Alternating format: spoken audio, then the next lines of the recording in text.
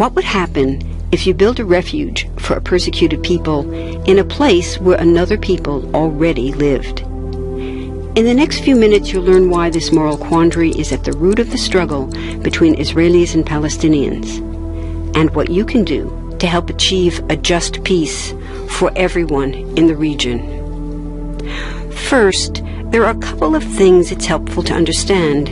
One, many Jews fled harsh persecution in anti-Semitic Europe, especially the Nazi Holocaust. Zionists encouraged massive immigration to historic Palestine, at that time a British colony, where Jews had an age-old connection and where small Jewish communities had long existed among larger groups of indigenous peoples. But when the UN offered the Jewish immigrants the majority of the land for a new state called Israel, for the indigenous Palestinians who lived there, it was a massive destruction of life. They rejected the UN's partition plan, and several Arab states invaded the new state of Israel. Israeli forces essentially erased over 400 Palestinian villages and towns. By the end of the fighting, Israel controlled 78% of historic Palestine. And when 750,000 Palestinians who fled or were expelled during fighting tried to return to their homes where the new state now stood, they were permanently barred by the Israeli government. While over 100,000 of their relatives and neighbors who hadn't left became second-class citizens of the new state, along with the new Jewish majority. Today, Palestinian refugees and their descendants number in the millions. Most are in the Gaza Strip, the West Bank, and Jordan.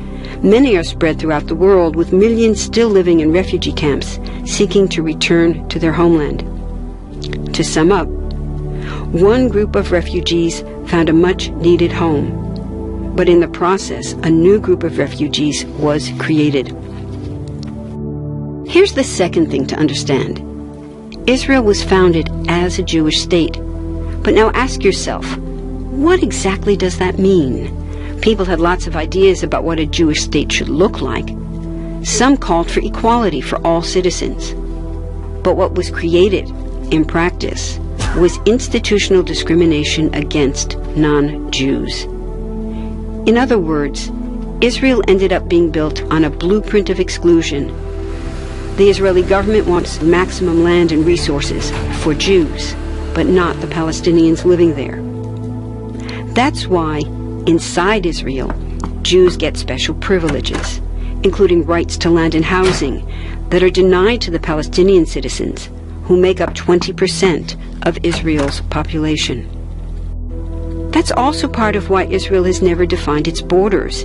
In fact, they still hold on to land, the West Bank and Gaza, that they conquered in the war in 1967. Since then, Israel has built Jewish settlements throughout the occupied West Bank, building Jewish-only cities and supplying them with infrastructure like roads and army camps, schools, and even a college.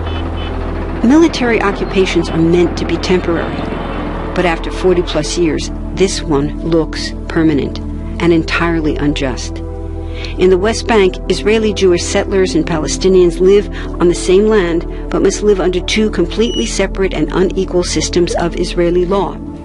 The Jewish settlers dominate the natural resources, including water and agricultural land, and they're backed by the Israeli army. To maintain the occupation, Israel has demolished thousands of Palestinian homes and orchards, confiscated Palestinian land, bombed a captive civilian population in Gaza, and punished resistance with raids, arrests, and assassinations, all to gain maximum land, while making life so difficult for Palestinians that they will either leave or be too afraid to resist. Palestinians have fought back. For decades, they tried to achieve national liberation through armed struggle. Some groups still do. But the majority now support popular protest instead.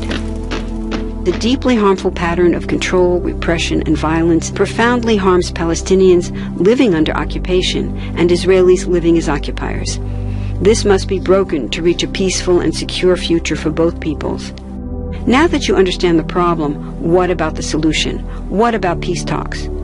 So far, over 2 decades of U.S.-backed peace talks have actually made things worse by helping Israel continue the occupation.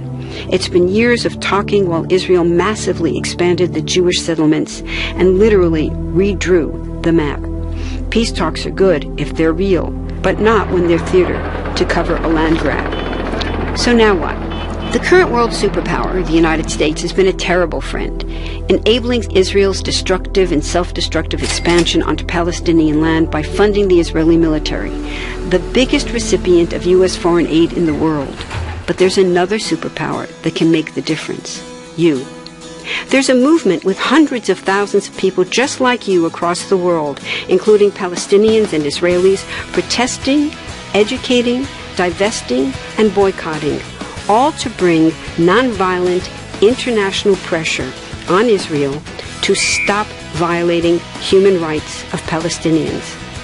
Throughout history, where governments have failed to push for justice, people just like you, like us, have taken the lead and won.